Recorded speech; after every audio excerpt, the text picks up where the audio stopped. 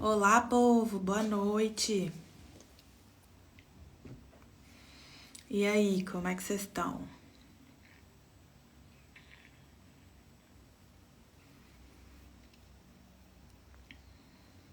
Estão ouvindo bem?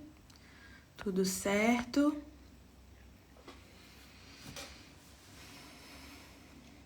Dá um okzinho aí, um joinha pra eu ver se estão ouvindo direitinho.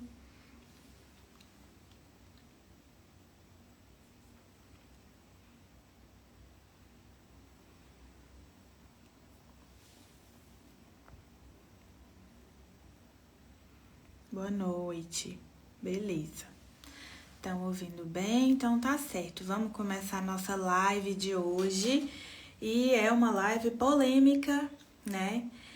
E rendeu o tema. O tema rendeu, que coisa boa. E a gente tá muito feliz por isso, por ter chegado a tanta gente, por ter estourado a bolha, né? E acendido aí algumas discussões que são importantes mesmo. Afinal, a gente realmente precisa fazer a nossa parte para que o cenário obstétrico seja cada dia melhor. E isso inclui falar sobre coisas difíceis, sobre temas difíceis e sensíveis também, tá? A gente não tá fazendo isso porque a gente gosta de, enfim, causar polêmica ou problemas, não. A gente tá fazendo isso porque a gente realmente acredita que a obstetrícia está morrendo e que todos nós, profissionais da obstetrícia, estão em sofrimento, né? Profissionais corretos estão em sofrimento mesmo e preocupados com o futuro do que vai ser da obstetrícia neste país. Então, fazer esse movimento é uma tentativa de resgatar mesmo o nosso trabalho e o cuidado com as mulheres, afinal, todos nós nascemos e as mulheres merecem um atendimento digno, respeitoso, de qualidade. E é muito triste a gente ter que brigar por isso. E literalmente brigar, porque só quem trabalha com obstetrícia sabe o quanto é difícil, né? E o quanto é desgastante. E uma paciente sugeriu que eu fizesse um quadro de despicaretagem, todo dia falar sobre uma picaretagem. Eu falei, gata, eu tenho assunto para falar daqui até 2100 de picaretagem. Todo dia eu tenho assunto para contar, tá? E, enfim, hoje eu tive alguns no consultório, voltei pro consultório hoje, depois do ciaparto. Dá uma acendida ali, né, na chama da luta pela causa. Mas quando a gente volta para a realidade, a gente vê que continua sendo mais do mesmo. E é muito desafiador viver isso todos os dias. E nos últimos dias, para quem não é da Bahia, tem alguém que não é da Bahia e tá assistindo? Não sei se tem, mas nos últimos dias, de ontem para hoje, eu recebi vários vídeos e as matérias sobre um caso de uma mulher que foi na internet e na mídia, né, lá de Salvador. Maria, Recife, Maria, maravilha. Então, aqui na Bahia, não sei se isso já chegou aí, eu acho que sim, mas essa mulher foi na mídia falar sobre um desfecho desfavorável que aconteceu com ela. Ela perdeu a sua bebê e ela conta que ela estava com 31 semanas, a bolsa rompeu e ela estava fazendo um pré-natal particular. E a pessoa que estava acompanhando o pré-natal dela disse que precisaria de uma cesárea porque o bebê estava grande demais. E aí a bolsa rompeu com 31 semanas e ela conta na reportagem que ela esperou 40 minutos para ser atendida e que o parto foi muito difícil, que ela ouviu coisas horríveis durante o trabalho de parto e que a filha dela nasceu sem vida. E ela atribui isso, o óbito, a unha da médica ser unha de gel e ter perfurado o pescoço do bebê. E, assim, é um caso catastrófico, né, gente? Assim, muito, muito caótico mesmo. Então, isso assusta as pessoas. E todo mundo mandou, um monte de gente mandou pra mim aí essas reportagens. E, bom, eu não conheço esse hospital, eu não sei da história e eu não posso falar o que aconteceu, tá? Então eu não tenho como dizer o que houve, se é verdade, se não é. Tem gente que me mandou falando, isso é verdade? Gente, eu não tenho como saber. E a verdade mesmo é que a gente nunca vai saber o que realmente aconteceu. Os casos que a gente acompanha são sigilosos. A médica envolvida, ou os médicos, a equipe, jamais poderá fazer o que a paciente fez de ir a público falar o que aconteceu. Isso é proibido, a gente não vai saber o que aconteceu pela outra parte. Às vezes as pacientes falam para mim, nossa, mas o hospital só lançou uma nota genérica, né? Dando as condolências para a família. Sim, é isso que a gente tem que fazer, tá? O nosso conselho não nos permite falar sobre os casos que a gente acompanha. Então, quando a gente traz aqui relato de parto, foto de parto, enfim, isso é porque as pacientes postam e a gente compartilha, ou quando elas querem contar a história delas. Eu não vou contar a história de ninguém aqui, e as pessoas que viveram aquilo, se elas quiserem falar, elas vão falar. E aí, a gente tem vários questionamentos, são muitas camadas nessa história. É muito triste realmente, né? A perda de um filho, eu falo que acho que nada no mundo, nenhuma dor no mundo se aproxima disso. Então essa pessoa, a gente tem que entender que ela está em luto, ela está em profundo sofrimento.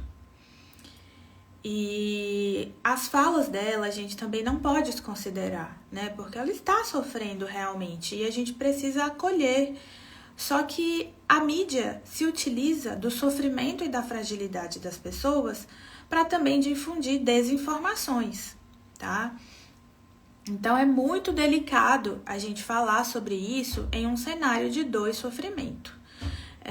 A gente não sabe o que aconteceu, não sabe se a causa da morte desse bebê foi a unha da médica que furou a luva que furou o bebê e se esse bebê já estava sem vida ou não. Se esse bebê morreu durante o trabalho de parto ou o que aconteceu, a gente não vai saber, porque isso ocorre em sigilo, a gente não vai saber o que aconteceu. E a gente precisa acolher essa pessoa realmente, tá? O processo de luto, cada pessoa passa de uma forma e isso é muito delicado. E mais uma vez, a mídia disse que o problema era o parto normal, né?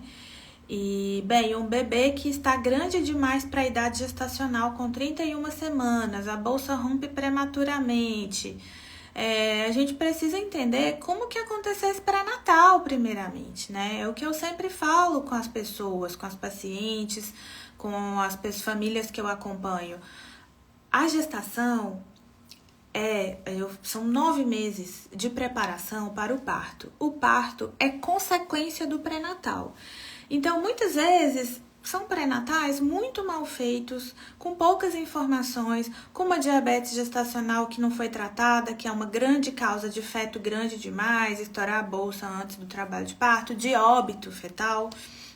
Então, nós não sabemos como era o acompanhamento dessa pessoa e o que levou a acontecer isso. Vieram muitos questionamentos sobre as unhas, né, da médica, se foi, se não foi, não tem como saber, eu não vou saber falar sobre isso. Eu digo que as minhas unhas de pessoa que cuida de mulheres gestantes, que faz exames físicos a todo momento, são desse jeito aqui, ó. Tá vendo? Minhas unhas estavam belíssimas no Ciaparto, estavam até maiores do que estão agora. Pintadas e tudo mais, mas eu raramente faço as unhas. Alguns momentos da minha vida eu faço com mais frequência, outros não, mas elas são deste tamanho aqui.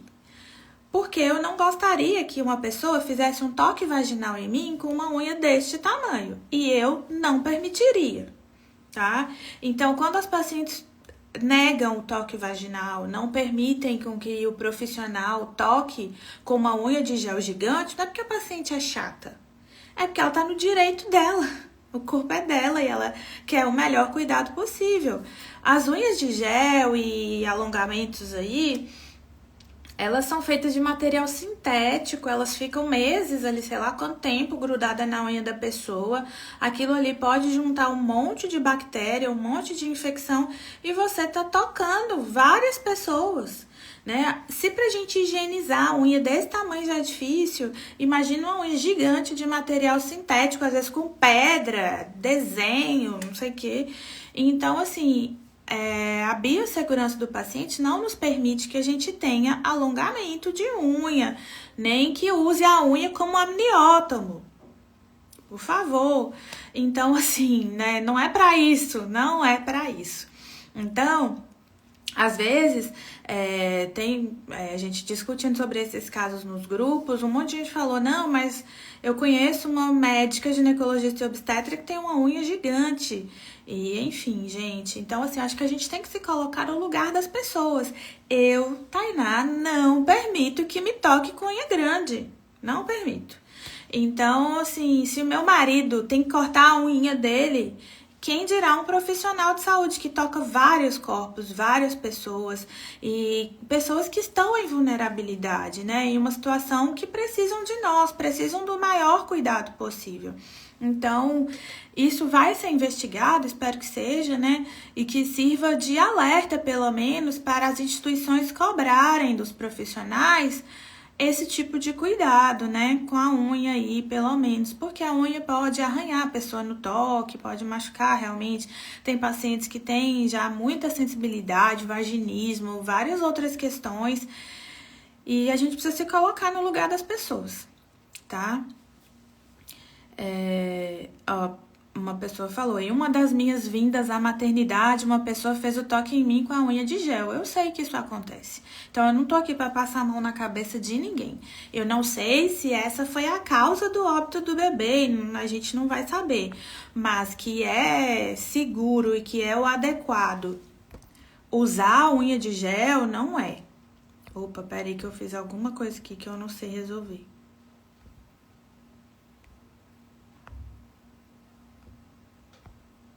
Tá aparecendo uns quadradinhos aí na tela?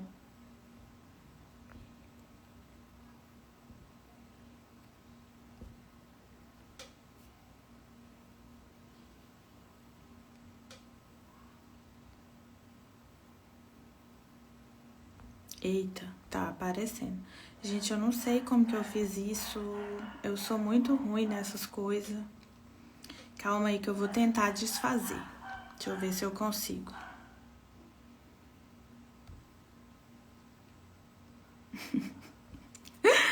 Ai, meu Deus, como que eu fiz isso? Gente, eu não tenho a menor ideia de... eu achei, menina, achei, pronto. Aí, ó, consegui. Ai, às vezes aparece um joinha. Enfim, então a gente não vai saber se foi a unha ou se não foi, se esse bebê já estava morto, se não estava, o que causou isso, a gente não vai saber, porque isso corre em sigilo.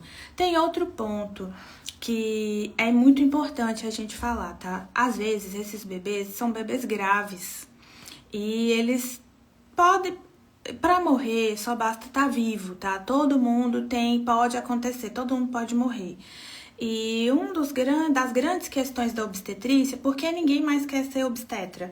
Porque as pessoas leigas, não entendem que o cenário da obstetrícia acontece como a nossa vida, da mesma hora que tá tudo bem, pode não estar. E óbitos podem acontecer.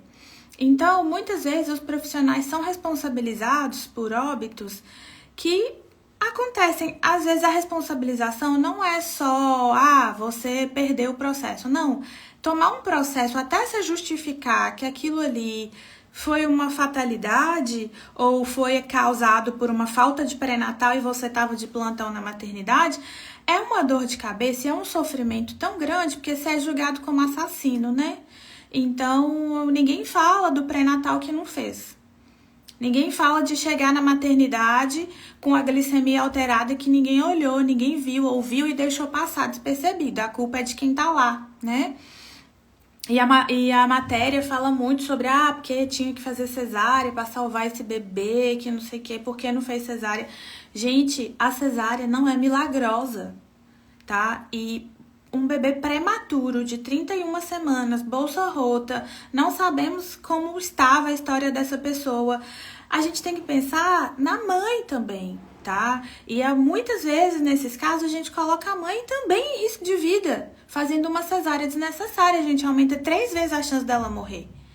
Imagina que tragédia muito pior seria um óbito materno junto com esse óbito fetal aí. Ou neonatal, não sei, né? O que aconteceu direito. Então, a gente precisa não cair tanto nessas armadilhas sensacionalistas e parar um pouquinho para pensar no cenário, tá? E se você é um profissional da obstetrícia, eu sempre falo da importância da gente discutir, informar para a paciente tudo que a gente está fazendo e escrever no prontuário detalhadamente, vírgula por vírgula. Escrever de onde você tirou aquela conduta, baseada em que protocolo, porque muitas vezes as pessoas fazem, né, coisas ali da sua própria cabeça, não tem base em protocolo nenhum, em evidência nenhuma, e depois não tem como se defender, caso aconteça realmente um desfecho desfavorável como esse. Algumas vezes, ela disse, né, o bebê estava vivo e depois que morreu e tudo mais. Nós não temos certeza disso. Em um caso desse, que o bebê já estava grande, a bolsa rompeu, muito provavelmente tinha outras coisas. E esses bebês podem já chegar em óbito no hospital. E é difícil para a família realmente aceitar isso, né? E bebês que estão em óbito na barriga e nascem sem vida, a pele já é mais friável, ela é mais sensível e tem mais chance de ter lesão mesmo, tá? Tem mais chance da pele abrir, enfim, não é uma coisa legal, não é bonito de ver, é muito triste realmente, mas acontece. E como que a gente previne isso?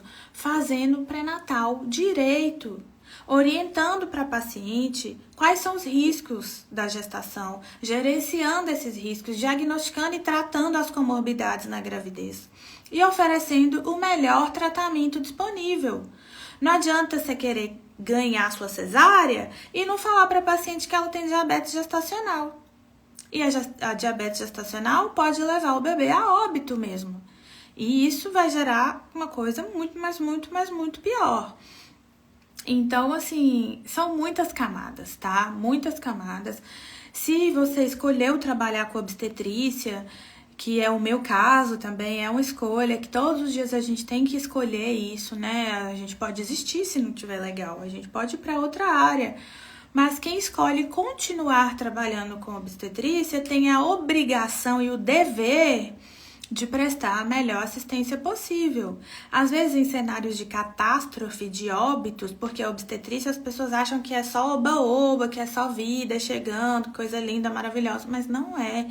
E os óbitos, os desfechos negativos na obstetrícia são muito dolorosos. Muito dolorosos, muito difíceis, não só para a família, mas para a gente também. A gente não é acostumado. A obstetrícia é muito diferente de uma medicina de emergência, de uma neurocirurgia, de cirurgiões, né, do trauma, que estão ali, que se salvar, maravilha, se morrer, paciência, já estava quase morto mesmo. Na obstetrícia, não, as pessoas são mulheres jovens, saudáveis, e essa família cria toda uma expectativa com a chegada desse bebê. Então, quando tem um cenário ruim, um desfecho negativo, é realmente uma catástrofe. E é pra gente também, afinal a gente tem que dar a notícia, a gente tem que assistir esse nascimento, tem que entregar esse bebê sem vida para essa mãe. Às vezes tem óbito materno ou óbito dos dois. Então, lidar com isso é muito delicado. Só que a gente precisa saber que a maioria dos óbitos fetais, neonatais e maternos são por causas evitáveis. São causas evitáveis. Então, não adianta também achar que pré-natal é só ir fazer ultrassom. Por que eu falei que a gente precisa falar dessas despicaretizações na obstetrícia? A gente fez o vídeo lá no Cia Parto e os grandes nomes da obstetrícia do Brasil e do mundo falaram sobre as picaretagens e um monte de gente se doeu, né? Porque a pessoa é leiga e ela acha que está fazendo melhor indo num obstetra que mostra para ela o bebê no ultrassom em toda a consulta, mas não diagnostica um diabetes gestacional. Prescreve uma enoxaparina de conforto, como Carol fala, né? Uma enoxaparina para conforto da paciente, para ela achar que está sendo feito o melhor possível. Para uma trombofilia que não existe, para uma trombofilia que não precisa de enoxaparina. Aí a paciente gasta rios de dinheiro, acha que está fazendo melhor, mas não diagnosticam diabetes, não tratam uma hipertensão e o desfecho pode ser ruim, pode ser catastrófico mesmo. E aí quem vai dar a notícia? O obstetra que está lá na maternidade, né? Então, muitas vezes as pessoas falam que o parto normal que é o problema. Não é. O problema está lá atrás, no pré-natal, tá? E muitas vezes, durante o trabalho de parto, as pessoas realmente não sabem monitorizar, não sabem acompanhar um trabalho de parto, não sabem lidar com uma pessoa que está com dor, não tem alívio da dor de forma adequada. Então, nós também precisamos falar que é direito das mulheres terem acesso à analgesia de parto e, na grande maioria dos lugares, isso não existe. Porque parirás com dor, então não é isso que você queria? Se lasque, né? Então, a gente não oferece o alívio da dor de forma adequada para as pacientes. Isso é um direito delas. Eu sempre falo que essas coisas só vão começar a mudar quando as mulheres começarem a questionar os seus direitos e falar, gente, tá escrito isso no manual do Ministério da Saúde, por que que não é feito? Né? Existem pessoas, a grande maioria das pessoas não vai precisar de analgesia, mas algumas vão precisar de analgesia. E a gente tem que ter disponível, porque é um direito da pessoa. A gente tem feito analgesia venosa, mas não é a melhor opção. E em alguns casos, a gente precisa fazer uma cesárea extremamente difícil, extremamente delicada, com altas chances de complicação, hemorragia, infecção, por falha no alívio da dor durante o trabalho de parto. Isso é um crime contra as mulheres, tá? Porque isso aumenta a chance dela morrer no parto. Então, todas as vezes que eu vou em congresso, que a gente fala sobre taxa de mortalidade materna, que a gente fala o quanto a gente está atrasado, porque o que fazer para reduzir a taxa de mortalidade materna no Brasil, que está tão alta? É sempre a mesma coisa, a gente fala as mesmas coisas em todo o congresso. Fazer pré-natal, prevenir anemia na gravidez para que a gente não tenha hemorragia, ou que se a gente tiver uma hemorragia, essa paciente já tenha uma boa reserva. Então, assim, tratar hipertensão, prevenir infecção, prevenir trombose, tá? E são coisas que tem isso já muito bem estabelecido e a gente não tá fazendo. Por quê? Porque as pessoas se engrandecem com o que elas veem no Instagram, elas se engrandecem com o doutor fofinho que faz ultrassom em toda consulta, mas não tá nem aí para tomar as vitaminas, para prescrever as vitaminas necessárias e que vão mudar esse desfecho. Mas não tá nem aí para falar para essa paciente que deficiência de PAI-1, MTHFR não é trombofilia. Que ela não precisa tomar enoxaparina na gravidez por causa disso. E não sabe rastrear uma síndrome do anticorpo antifosfolípide, por exemplo, que aí sim a gente precisa de intervenções drásticas e aí não é feito. Então, gente, são muitas camadas mesmo. A gente precisa sim falar sobre isso, tá? Uma pessoa falou aqui, o que eles falam é que hipertensão na gestação, a única via de parto é a cesárea, o que não é verdade. Inclusive, a cesárea aumenta a chance dessa pessoa morrer com hipertensão no parto. Então, a gente tá fazendo uma obstetrícia triste e trágica, realmente, trágica. E quem faz o certo, às vezes a gente fica parecendo que é criminoso, tá? De fazer a coisa certa. E muitas vezes é a gente que dá o atestado de óbito. Quantos atestados de óbitos eu fiz? Chorando, porque aquele bebê morreu de causa evitável. E essa mulher não chegou a tempo pra mim. Quantas vezes eu fiz isso? E felizmente óbitos maternos são muito poucos. Felizmente eu nunca precisei fazer uma declaração de óbito materna e espero nunca precisar. mas eu sei que isso pode acontecer, né, na minha profissão. E existem óbitos maternos de causas inevitáveis também, mas a grande maioria é de causa evitável.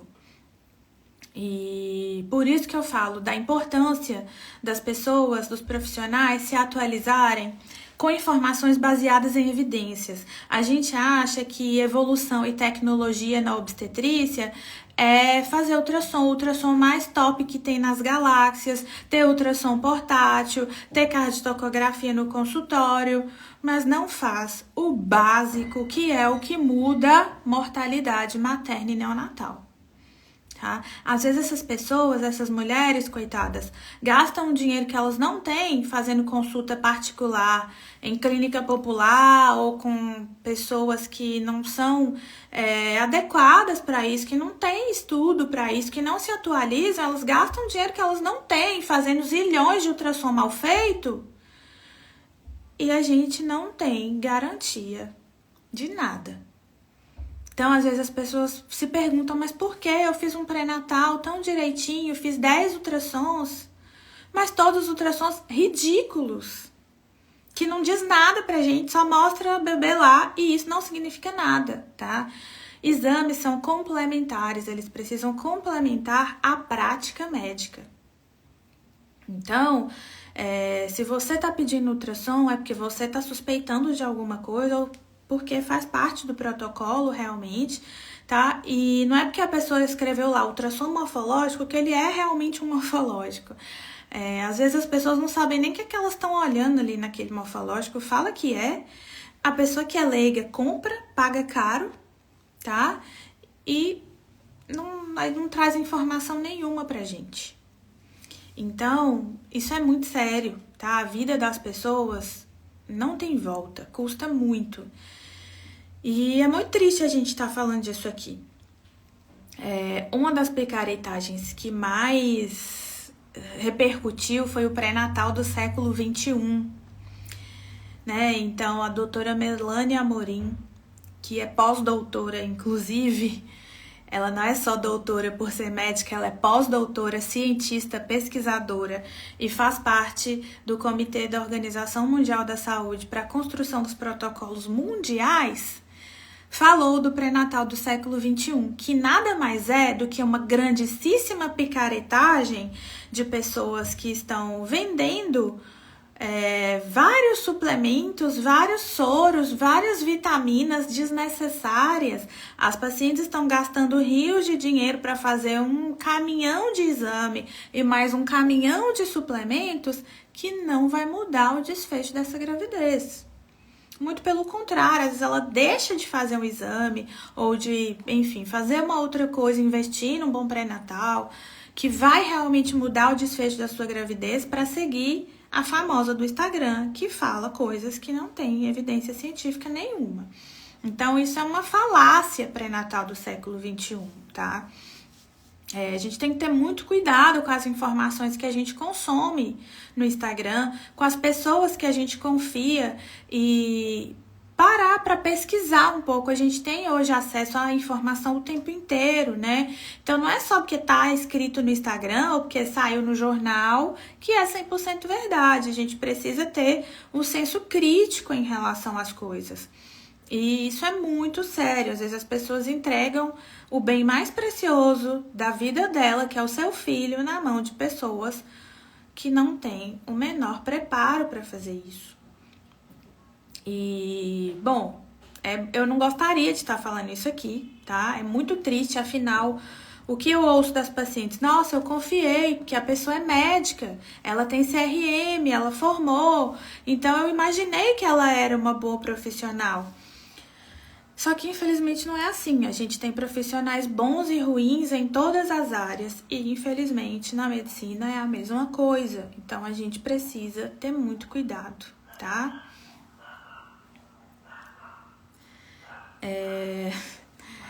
Eu quero saber se os famosos do Insta foram auxília parto. Claro que não. Obviamente que não, né? E, assim, é muito claro pra gente que essas pessoas elas vão em eventos patrocinados pela indústria farmacêutica das medicações que elas mesmas prescrevem, né? Elas falam de estudos que não trazem as evidências, quando elas falam, não, foi publicado um artigo novo falando que você tem que repor não sei lá quanto de vitamina D. Quando você pede esse artigo pra pessoa, ela não tem pra te dar, pra ler, tá? Então, assim, é muito sério isso. Quando eu falo com as minhas pacientes, eu falo, olha, saiu aqui um estudo novo que a gente tem que fazer isso, isso e isso. E mostro pra elas, tá aqui, ó, tá escrito aqui. Eu não tô tirando isso da minha cabeça. Eu não tô inventando isso. A vida das pessoas vale muito. E tudo que eu faço tá escrito na literatura. E na literatura baseada em evidências. Então, assim, existem... até mesmo os alunos de medicina, eu também escrevi vários artigos, né, quando eu era estudante, mas esses artigos não têm uma evidência de qualidade para a gente aplicar na nossa prática. Então, a gente precisa ser crítico também para saber ler artigo. Então, ser médico não é só, sei lá, na faculdade, fingir que está fazendo medicina, fingir que está indo no estágio, ter o diploma e fazer o que você quiser. Tá? Não é. Quantos médicos a gente tá vendo que estão sendo presos por má prática médica? A gente teve uma pandemia que foi uma catástrofe e nós vimos o quanto é frágil, né, a nossa área da saúde. E então tenham isso como exemplo para não, se você é profissional, para não ser igual a essas pessoas, e se você é paciente, uma pessoa leiga, para ter senso crítico quando você vai procurar um profissional. E quando você não se sentir confortável, pergunte. Pergunte de onde a pessoa tirou aquela conduta. Tenha uma segunda, terceira, quarta, quinta opinião, se for possível, se for preciso, tá? E perguntar para o profissional da saúde não quer dizer que você está afrontando. Muito pelo contrário, quem acha isso, quem acha que o paciente está te afrontando só por perguntar, por querer saber da sua própria saúde, é um profissional que você já tem que duvidar, sinceramente. Então, assim, eu adoro quando as pacientes e seus acompanhantes chegam com uma lista gigantesca de perguntas. Que eu falo, nossa, que bom, essa pessoa está realmente preocupada com a própria saúde. Porque eu sozinha não posso cuidar da saúde da pessoa como um todo. Eu faço talvez 10%. 90% é o paciente que vai fazer. Ele precisa aderir às condutas, precisa tomar as medicações, precisa fazer atividade física e alimentação adequada. Só prescrever o remédio e ir lá me ver uma vez no mês não vai fazer diferença. Eu já precisei demitir paciente, tá? E eu demito mesmo quando a paciente não segue as condutas, quando ela não faz a parte dela. O médico e o profissional da saúde têm total direito de não atender um paciente que não está seguindo as recomendações e que está sendo displicente com a sua própria saúde. A saúde do paciente não é o paciente não tem que entregar a vida dele na mão do médico e tome aí e resolva. Não, o paciente tem que fazer a parte dele. E se não está fazendo, a gente tem o total direito de não acompanhar e transferir o cuidado para outro colega. Então, eu já precisei fazer isso algumas vezes, infelizmente. Mas é isso. As pessoas também precisam se responsabilizar pelas suas escolhas. Então, escolher o médico que você vai agendar, né? Nos casos de particular, plano de saúde, você pode escolher, e ainda que seja SUS, você pode se comprometer a estudar sobre a sua condição, a pesquisar, usar o celular não só para ficar no TikTok e vendo reels no Instagram, mas usar de uma forma legal. Hoje a gente tem inteligência artificial, que você pergunta lá, ela vai te responder. E muitos médicos odeiam quando o paciente fala, porque eu pesquisei no Google e eu vi isso. Eu adoro, porque isso abre espaço para a gente debater e mostrar para o paciente o que está escrito na literatura. Nem sempre o que vai estar no Google ou na inteligência artificial vai ser a verdade. E o profissional da saúde precisa ser educador em saúde. Mas para ser educador em saúde, primeiro tem que se comunicar, tem que ter conhecimento técnico e base científica. Não adianta você falar, porque na minha experiência de 40 anos de profissão, eu sempre fiz assim e você vai ter que fazer desse jeito. Isso não é evidência científica, tá? Isso não é. Então, às vezes as pessoas me perguntam minha opinião e eu falo, eu não vou dar minha opinião. Quando for pra mim, eu dou a minha própria opinião. Pra pessoa, eu explico o que está escrito na literatura, explico quais são as opções que nós temos e vamos decidir juntos o que é melhor, tá? E... enfim, acho que é isso em relação ao que estamos vivendo. Vou falar aqui de mais algumas picaretagens, tá? Que também foram... as pessoas ficaram chocadas. Repouso absoluto. Teve um comentário lá que a pessoa falou, mas porque o repouso absoluto salvou uma gravidez, de que a bolsa já estava protusa desde sei lá quantas semanas e o bebê nasceu vivo de sei lá quantas semanas. Gente, repouso absoluto não salva parto prematuro, não. Sinto muito, me desculpe, mas isso é mentira, tá? Às vezes a gente precisa fazer cerclagem para tentar salvar a gravidez, realmente, em casos de insuficiência istmo-cervical, mas não foi o repouso que salvou essa gravidez. E mais um ponto, experiência pessoal não é evidência científica. Não é porque a prima da vizinha fez isso e deu certo que isso é cientificamente comprovado. Então a gente tem que ter muito cuidado com isso. Não ter passagem, né? É um clássico. Quem nunca ouviu falar, não, mas fulana não teve passagem. E aqui na Bahia, eu ouvi a primeira vez eixo fechado. Eu nunca tinha ouvido isso. E quando a pessoa falou pra mim, não, mas eu não posso ter parto normal porque meu eixo é fechado. Sabe aquela figurinha da Nazaré, assim, tipo, o que será eixo fechado? Então isso varia muito de cultura para cultura e aqui, até onde eu pude entender, me corrijam se eu estiver errada, o tal do eixo fechado é a mesma coisa de não ter passagem. E isso também é uma mentira, tá? A gente não sabe se a paciente vai ter passagem ou não se ela não entrou em trabalho de parto, tá? Então, se a paciente não está em trabalho de parto ativo, com contrações ritmadas, com bolsas rotas, né? Às vezes a gente precisa usar medicações como ocitocina para melhorar as contrações. A gente não pode falar que a pessoa não teve passagem. E não existe essa frase na literatura. A gente tem outras nomenclaturas para utilizar, como parada de progressão do trabalho de parto. Sim, é um diagnóstico que existe, tá? E pra gente avaliar isso, a gente precisa de vários critérios. Não é só olhar para a pessoa e falar, não vai ter passagem. A gente não tem bola de cristal. Não existe bola de cristal na obstetrícia.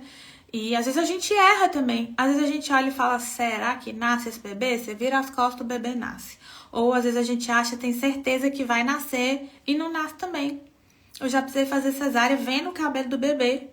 Porque eu tentei um parto vaginal instrumentado a vácuo ou fórceps, não deu certo e a gente foi pra cesárea. Frustrante? Mas que bom que a gente tem a cesárea para isso. Mas a gente não pode enganar as pessoas, usar do momento mais frágil da vida dessa mulher, dessa família, que é o momento da gestação, em que elas estão mais vulneráveis, para mentir, enganar a pessoa, para que ela faça o que você quer que ela faça. Isso é muito triste, tá? E esse é um ponto que a Ana Cris falou também, que é por isso que ela foi para obstetrícia. A Ana Cris é uma obstetriz fantástica. E, assim, eu sou muito fã dela. Ela é a idealizadora do CEA Parto, então vocês podem imaginar o quanto eu sou fã. E ela falou que as falsas indicações de cesárea, especialmente sofrimento, seu bebê está sofrendo, a gente precisa de uma cesárea agora, senão seu bebê vai morrer, ou o bebê está com cordão enrolado no pescoço, a gente precisa de uma cesárea, ou eu acho que tem pouco líquido, ou líquido demais, ou você é baixa demais, ou alta demais, ou magra demais, ou gorda demais. Sempre vai ter alguma coisa errada com a mulher que ela precisa de uma cesárea desnecessária urgente, tá? Então isso, ela passou por isso e várias mulheres também passam e isso causa frustração. Muitas delas guardam para si, não, eu que bom que fiz a cesárea, o meu bebê estava em sofrimento. E elas usam isso como uma forma para lidar com a frustração de terem sido encaminhadas para uma cesárea que elas não queriam. Tá? As mulheres não querem cesárea, elas têm medo do sofrimento e da violência que muitas vezes os próprios profissionais praticam. Então, isso é muito sério, tá? É muito sério.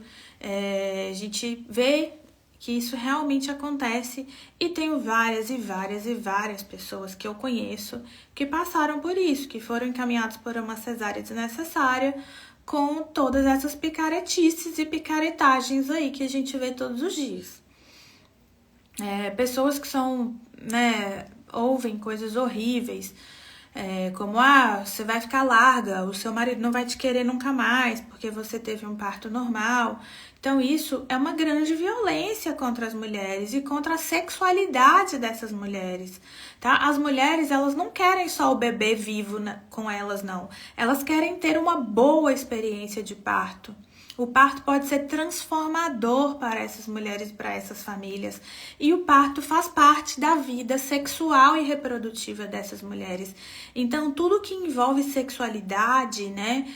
Especialmente das mulheres, que envolve prazer. Algumas mulheres têm orgasmo durante o parto, então as pessoas não falam sobre isso, elas querem tolir as mulheres de qualquer forma de sentir prazer e de se sentir bem, de se sentir viva e poderosa depois do parto. Afinal, o parto virou um evento médico, então os médicos querem para eles o poder, né, de lidar, de poder falar com que, não, esse parto só aconteceu por minha causa. Se não fosse eu, o salvador da pátria, isso não teria acontecido, o que é mentira. O parto está muito longe de ser nosso. Tá? A gente precisa devolver para as mulheres a autonomia sobre o próprio corpo, sobre a própria sexualidade e de sim poderem viver partos que são muito. Elas falam, muitas vezes falam: nossa, meu parto foi delicioso, eu senti prazer no parto. E isso sim pode acontecer, desde que ela seja respeitada, se sinta segura, amada e produza os hormônios que precisa produzir. Vários pacientes viram para mim e falam: Tainá, eu preciso de um método contraceptivo urgente, porque senão eu vou engravidar de novo, eu quero parir de novo. E então, o parto não é para ser toda essa violência, todo esse sofrimento que a gente fala e que a gente repercute e que a gente incute na cabeça das pessoas, tá?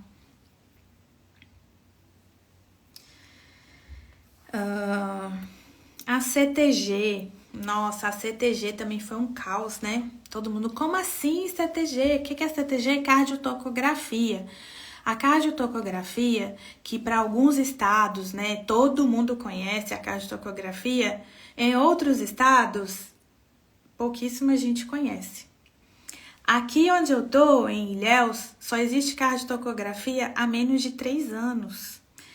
E assim, eu já conhecia a cardiotocografia desde a faculdade. Então, pra vocês verem a diferença, o Brasil é realmente um país continental, em que temos muitas diferenças sociais e econômicas e políticas, enfim. Então, a cardiotocografia não é acessível como as pessoas pensam. Lá em São Paulo, passou na porta da maternidade, independente da idade gestacional da sua queixa, você vai ganhar uma cardiotocografia. E isso tem se tornado uma prática até aqui mesmo, onde eu tô. Isso é muito sério, né? Como o professor falou no vídeo, o Dr. Jorge Kuhn, que foi com quem eu aprendi sobre cardiotocografia lá em 2016, ele disse: quer fazer cesárea? Quer fazer cesárea para todo mundo? Tenha um aparelho de cardiotocografia e não saiba interpretar. Que é isso que acontece, né? A cardiotocografia chega, as pessoas não sabem nem o que é aquilo ali. Pergunta para a inteligência artificial ou para o Google, não faz curso, não se atualiza, não sabe para onde está ventando. Ele olha para o exame, acha que está alterado e já indica uma cesárea. E ainda fala para a paciente: eu sou o salvador. Se não fosse eu, o seu bebê teria morrido de sofrimento fetal.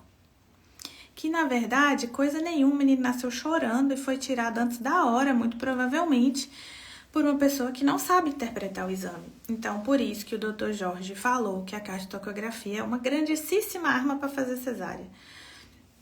A própria cardiotocografia, ela gera muito falso positivo. Se a gente não tiver muito cuidado e muito rigor na sua análise, a gente pode intervir de forma desnecessária. Por isso que, como todo e qualquer exame complementar, ela é um exame complementar, não é exame de rotina, precisa de critérios para indicar, precisa de critérios para avaliar e condutas a tomar. Então, muitas vezes, a cardiotocografia vem com alguma alteração e a conduta é complementar esse exame com ultrassom com Doppler. Então, a gente precisa entender que as coisas não são assim, né? E quando eu falo isso, muitas mulheres ficaram muito chateadas. Nossa, mas então minha cesárea não tinha indicação? Gente, é muito difícil a gente precisar indicar uma cesárea por causa da cardiotocografia alterada, sabe?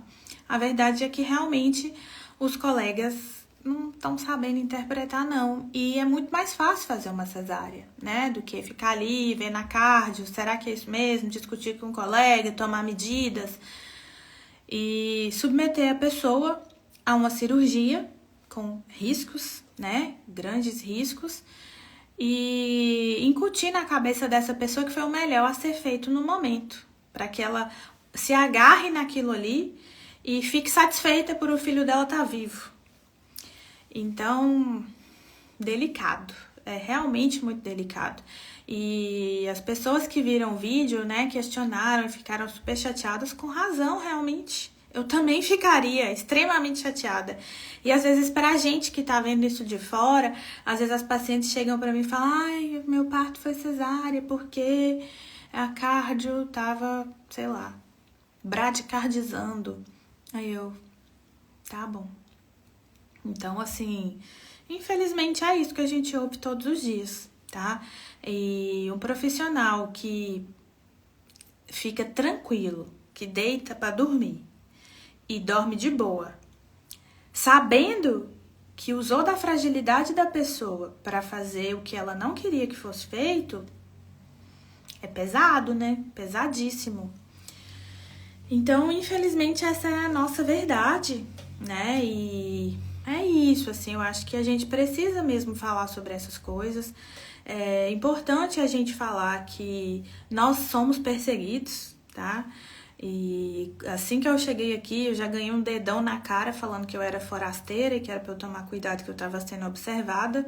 Hoje as pessoas já sabem com quem elas estão mexendo, elas sabem que eu sei o que eu estou fazendo e que eu faço da melhor forma possível. Mas ainda assim, né, a gente escuta muita coisa e às vezes não falam diretamente comigo, porque eles têm medo também, mas eu sei do que acontece, as pessoas me contam, mas tá tudo bem, afinal, eu não sou corporativista, né? As pessoas falam, porque médico é corporativista, que não sei o quê. Gente, tem muita coisa que não dá pra defender, assim, não dá. E a gente que tá aí nesse movimento de despecaretização, a gente sempre fala que nós somos guardiões dos pacientes, das pacientes, e os colegas precisam se atualizar. É isso, assim, não dá para passar a mão. Então, a gente precisa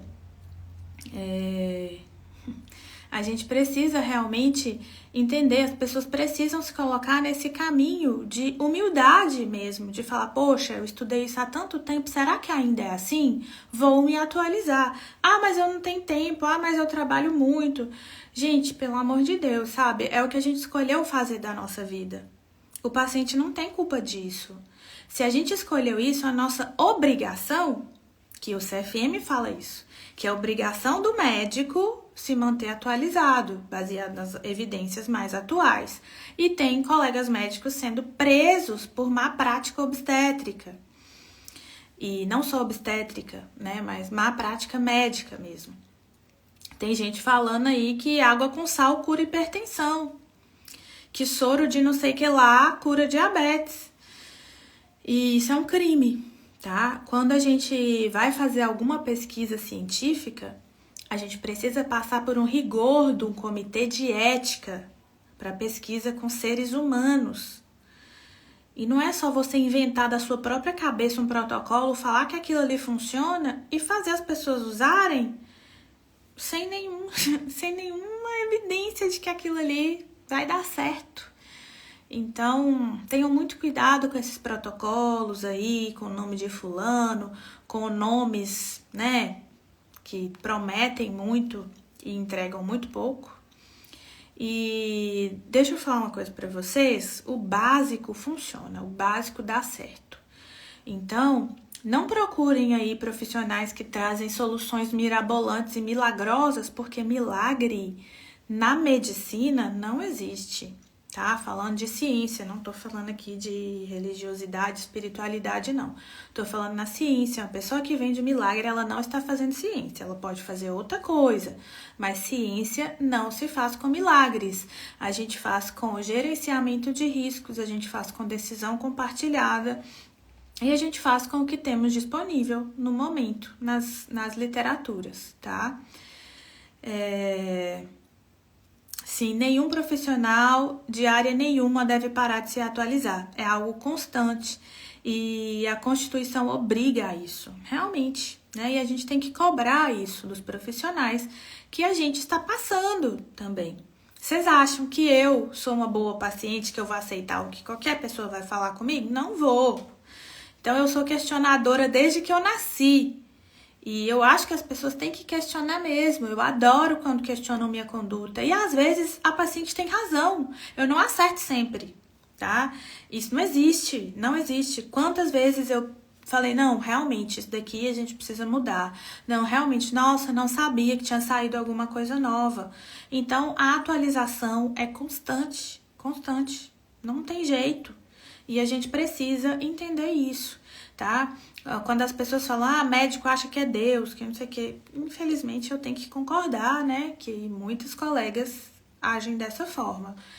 E não só médicos, como todos os profissionais da saúde, que lidam com a vida das pessoas, como todos os outros profissionais, claramente, tá? Então, é extremamente importante que a gente faça esse movimento para que a nossa saúde seja tratada como ela merece, certo? Um outro ponto, esse é o último ponto que eu vou falar, que já tem 1 hora aqui que eu tô falando, foi a sutura perineal. Nossa, aquela ali foi assim, ó, fechou com chave de ouro o primeiro vídeo. Suturar o períneo da paciente na hora de ouro. Para os leigos, o que isso significa? Depois que o bebê nasce, de parto normal, depois eu vou falar da cesárea, mas no parto normal o bebê nasce, a gente entrega o bebê imediatamente para a mãe, coloca esse bebê pele a pele com a mãe, e depois que isso aconteceu, a gente considera essa primeira hora como a hora de ouro. É nessa hora que a mãe vai liberar vários hormônios e esse bebê também, para criar um vínculo de afetividade que vai perdurar para sempre. E ali tem muitas coisas, muitos hormônios envolvidos. E é nesse momento também que a gente utiliza para estabelecer a amamentação. E quando essa amamentação é estabelecida na primeira hora de vida, a gente tem inúmeros benefícios para o bebê e para a mãe, inclusive prevenção de hemorragia pós-parto, dequitação da placenta, várias coisas que são comprovadas há muito tempo. E o que acontece, na verdade? O bebê nasceu e a equipe tem pressa de fazer toda a burocracia que tem que fazer, porque tem outros bebês nascendo, porque tá cheio o hospital, porque eu tô cansada, porque eu emendei 800 plantões.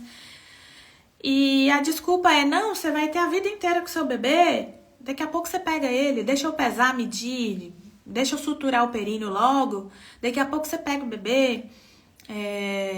Só que nada vai substituir a hora de ouro. Nenhuma hora depois vai conseguir produzir todos os hormônios que a hora de ouro produz. Então, muitas vezes a gente invade esse momento dessa família para fazer procedimentos desnecessários mesmo. E suturar o períneo é uma delas.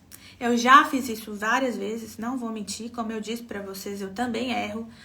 E isso é muito porque muitas vezes a gente tem várias outras coisas para fazer, e se eu não suturar agora, daqui a pouco eu vou estar em outro parto, e eu não sei se vai dar tempo de voltar, enfim. Mas a gente tem que ter autocrítica para mudar a nossa própria conduta. E se o plantão tá tranquilo, se o sangramento tá ok, não tá tendo nenhuma hemorragia, e se eu posso sair daqui 1 hora, volto para ver o períneo, fazer o que eu tenho que fazer com o bebê, vamos fazer isso, né? Porque a gente já sabe que isso traz muitos benefícios. E isso é extremamente importante a gente rever. E muitas mulheres falaram, nossa, mas eu tive a sutura no meu parto na primeira hora de vida ali. Em alguns casos é necessário sim, porque às vezes a paciente está sangrando e o sangramento pode ser que ela está vindo da laceração e a gente precisa suturar. Mas isso é um evento que não é a maioria, tá? A hemorragia causada pela laceração é só em 19% dos casos, geralmente. Então, é muito baixa a chance disso acontecer. A gente dá uma olhada ali no sangramento. Se tá tudo bem, deixa a mãe com o seu bebê lá, tá? Então, a gente pode deixar isso acontecer de uma forma muito tranquila, tá? Conversando com a doutora Thaís, vai depender, lógico, vai depender do grau de laceração, sim. Mas a grande maioria não precisa realmente. E a gente pode fazer isso. E às vezes o grau de laceração, às vezes o paciente tem uma laceração de 4º grau e não tá sangrando nada. Então, suturar daqui 1 hora ou agora imediatamente não vai mudar. O que a gente preocupa é realmente com a hemorragia. E se não tá tendo hemorragia, a gente pode aguardar para suturar depois da primeira hora de vida, sim. Né? Então, isso não é abandonar a paciente, tá, gente? Isso é diferente de abandonar a paciente. A primeira hora de vida, a paciente precisa ser avaliada, a gente precisa calcular o índice de choque para avaliar se tem algum sinal de hemorragia ou de perda de volume que causou repercussão hemodinâmica. A gente precisa ficar observando essa mulher e esse bebê. Então, tem que ter um profissional na sala para observar todos esses sinais vitais, tá? Às vezes o bebê, você bota o bebê lá, ele fica assim, ó, pesa a cabeça aqui, não consegue respirar. Quando você vai ver, o menino já tá roxo. Então, isso precisa ser avaliado. Não é largar a mulher lá sozinha e sumir, desaparecer. Quem aqui, que é profissional da obstetrícia, nunca viu uma eclâmpsia imediatamente pós-parto? Eu tive uma recentemente. Num parto que foi difícil, né? A família estava pressionando para fazer cesárea, o bebê estava nascendo. Nasceu esse bebê, falei, ufa, vou tomar uma água, tirar a luva aqui, lavar a mão e já volto. Virei as costas, lavei a mão, bebi água, voltei. Só foi eu chegar do lado da mulher que ela convulsionou. Então, isso a gente precisa estar do lado, sempre, tá? Só que sem intervir, tá bom?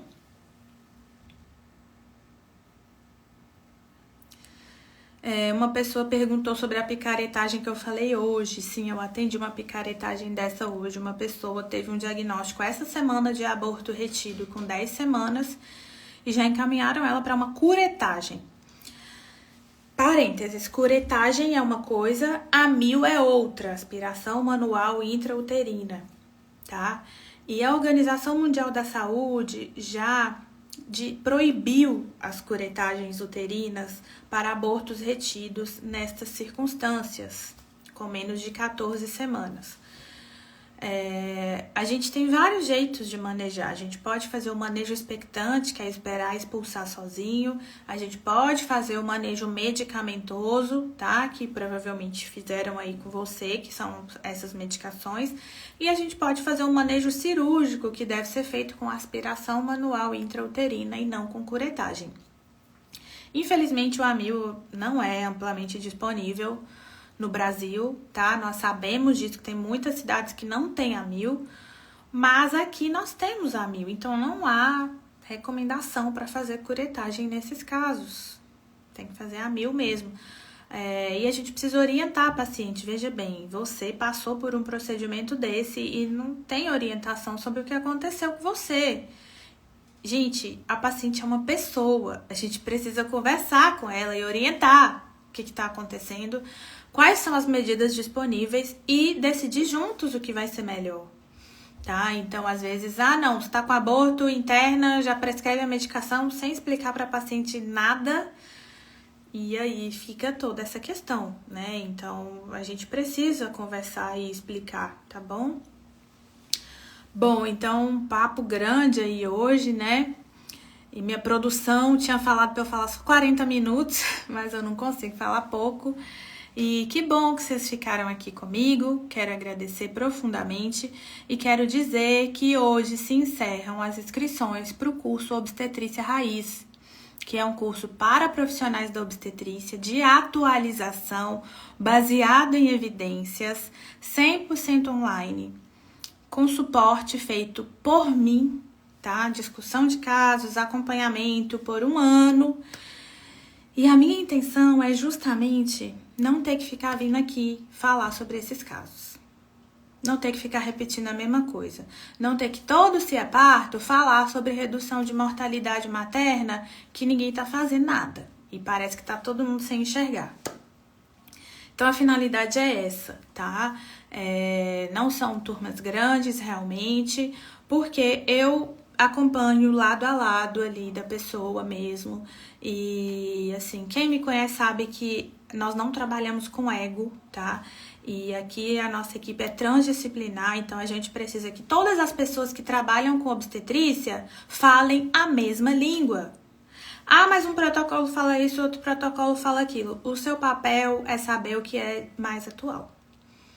O protocolo que era lá de 2016 não funciona hoje mais. Então, o seu papel é se atualizar, infelizmente. Ah, mas eu não tenho tempo. Paciência, tem que ter, porque você escolheu essa profissão e é uma obrigação da pessoa se atualizar. Eu fechei a minha agenda por 1 semana para ir para o congresso. Eu deixei de ganhar dinheiro. Eu sou PJ, eu não sou carteira assinada. Se eu não trabalho, eu não recebo. Todo ano eu faço isso pelo menos 1 vez por ano. Fico 1 semana inteira sem trabalhar, estudando. Eu estou aqui podre de cansada, porque eu não fui para descansar, eu fui para trabalhar e estudar. E emendei já com plantão e toda a vida acontecendo, né? Tô vivendo pelo sábado aí para chegar, para eu descansar um pouco. Mas é isso, eu que me comprometi. Eu que quis fazer isso. E eu levo com seriedade o meu trabalho. E eu gostaria muito que demais profissionais fizessem a mesma coisa, para que a gente não precisasse vir aqui falar sobre isso, tá? E as vagas vão se encerrar hoje, às 23h59.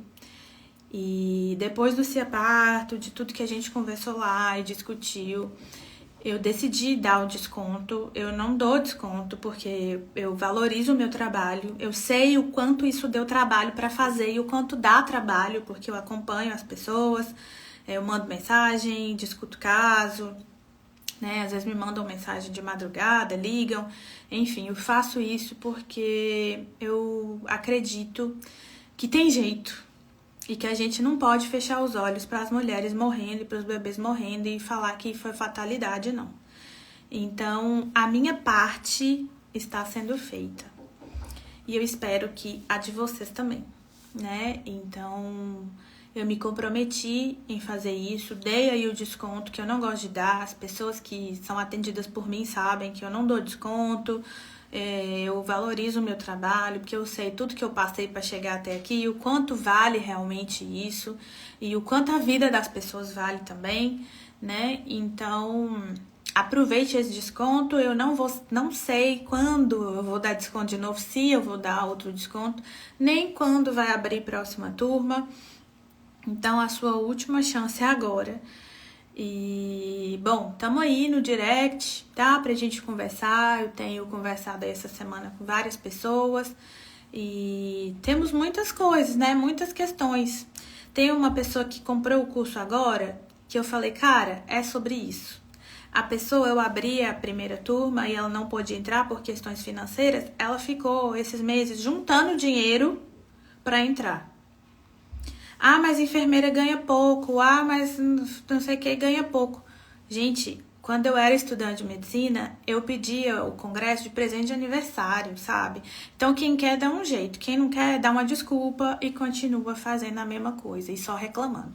Eu não tenho paciência para gente frágil. Eu sou antifrágil total, porque, assim, também sou contra a meritocracia, mas eu acho que a gente tem que fazer a nossa parte. A minha parte eu tô fazendo. E eu espero que as pessoas tenham entendido aí o meu recado.